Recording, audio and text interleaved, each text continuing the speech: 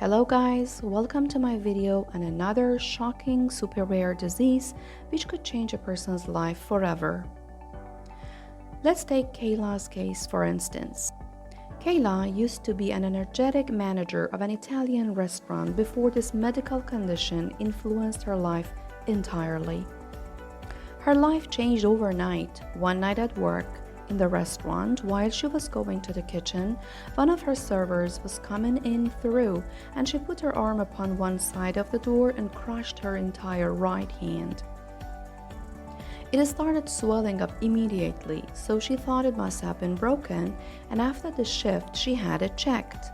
She was told it was a severe bruising of the soft tissue, but after 2 weeks the swelling was moving up her arm, and her skin was painful to touch.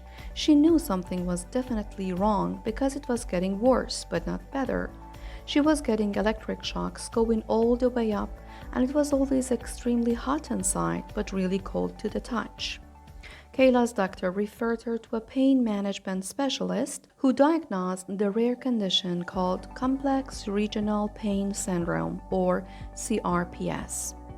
This syndrome affects 1 in 3,800 across Europe. CRPS can occur when a nerve is damaged by a physical impact injury.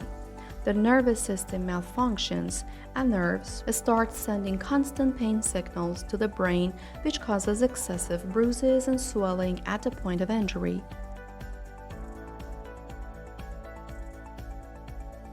There is no known cure for CRPS, but there are several treatments that can put the disorder in remission. Kayla had over 40 procedures in 18 months, but they just seemed to accelerate the problem. 5 months later, Kayla felt the same electric shock and swelling in her other hand. It moved to her feet next, then her hips and knees, which lasted less than a year.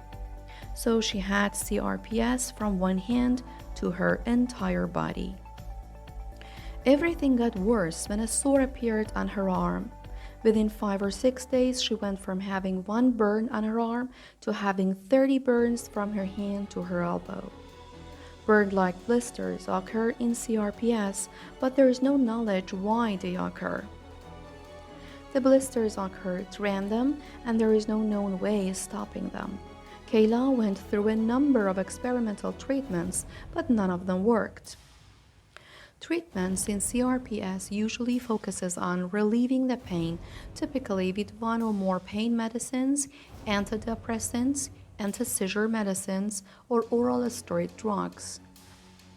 Other options include sympathetic nerve blocks, physical therapy, or electrical stimulation of the spinal cord or certain nerves. Since CRPS is rare and healthcare providers don't totally understand it, it's often misdiagnosed. There is no specific test to diagnose CRPS. Healthcare providers mainly diagnose it through a careful medical history, physical examination, and review of your symptoms. Your provider will ask if you have had a recent injury or surgery. They may order imaging tests such as an ultrasound or magnetic resonance imaging (MRI) to look for underlying nerve damage, but it's not always possible to find the nerve damage.